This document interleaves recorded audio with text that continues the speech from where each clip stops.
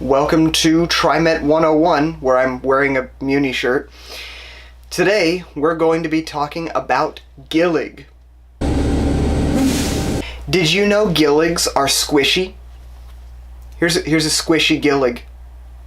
They've been squishy a long time, because here's a 30-foot Phantom. I'm just showing off my collection at this point. If you were to ever ask me, what's your favorite kind of bus? You know, who's making the best buses right now? Well, I would have to say New Flyer is my personal favorite. I think people that know me quite well know that New Flyer is my favorite. But that's not to say that Gillig sucks. They know what they're doing too. But let's face it, the design and some of the choices that they're making are a little outdated. In the event that Gillig were to do a revamp, which I personally think it's time for, these would be the things that I would include. Now, to be fair, I don't believe Gillig is planning any sort of revamp soon, and it will probably be 2097, and Gillig will still be making the low floor. But in the event that they do decide to revamp, this is what I would do. The first change that I'm going to bring up is something I've brought up before. The windows. The windows are too small. Or, I think a bit more accurately, they're too high. If you just Google European buses, you'll notice that they have huge windows. They've got big windows. And the other major bus companies in the United States make buses with bigger windows. Another thing that less people mention is the windshield. And this is a pretty universal thing worldwide except for North America. The windshields are, in the rest of the world, one-piece windshield, just a big windshield.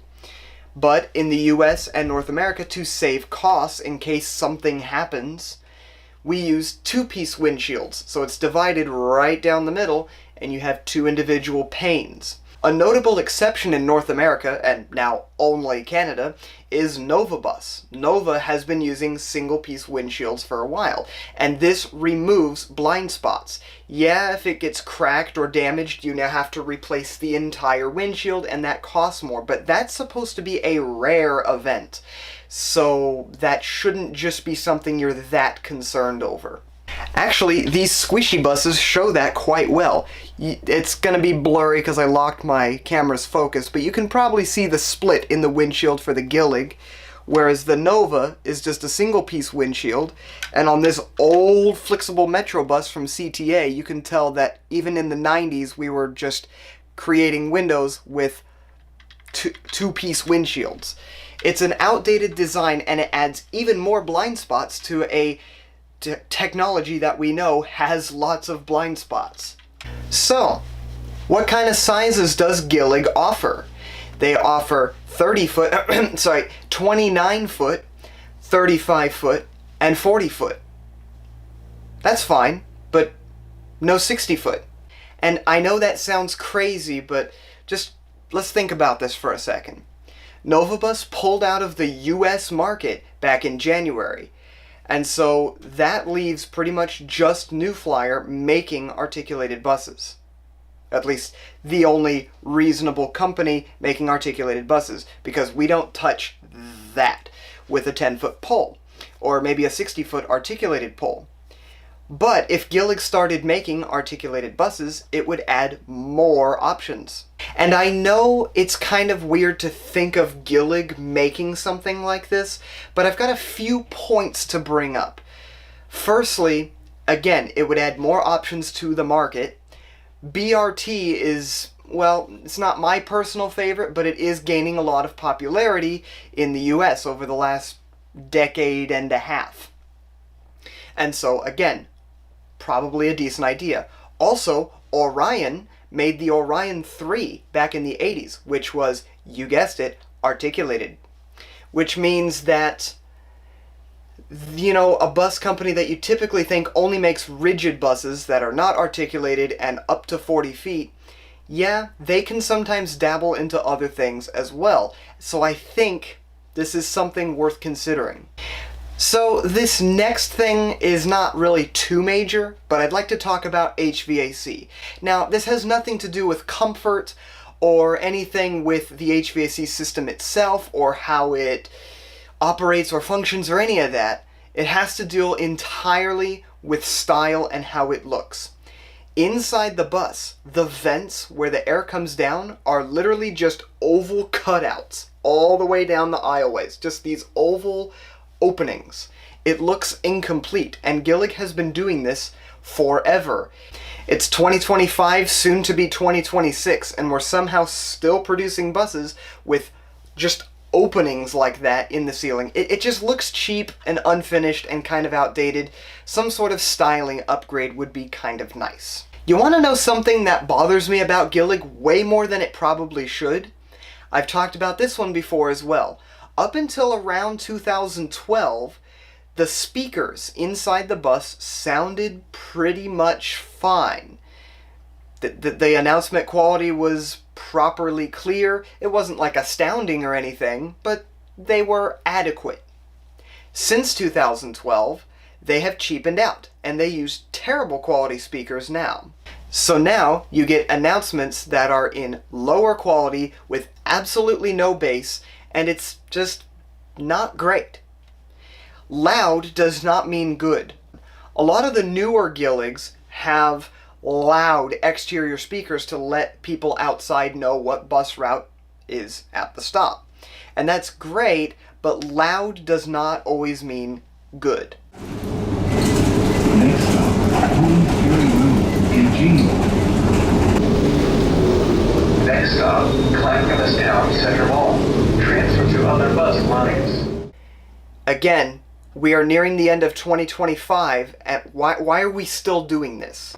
My script just abruptly ends here, but generally, I would like to just see a little bit more of a visually appealing design. So right now, Gillig offers a few different variants, but they're all more or less the same.